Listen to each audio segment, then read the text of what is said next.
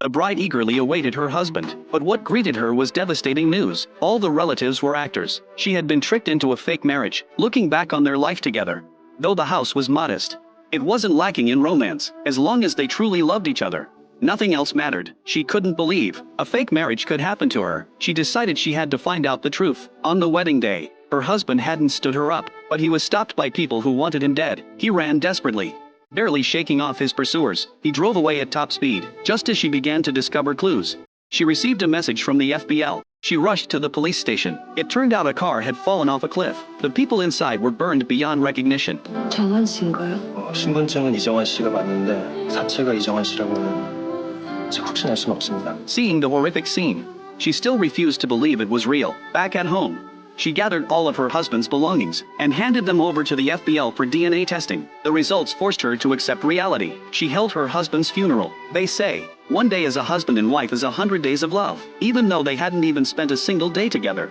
she still decided to find out the cause of the accident. Following the clues, she arrived at the place where her husband was last seen. Such a simple wall, how could it have stopped him?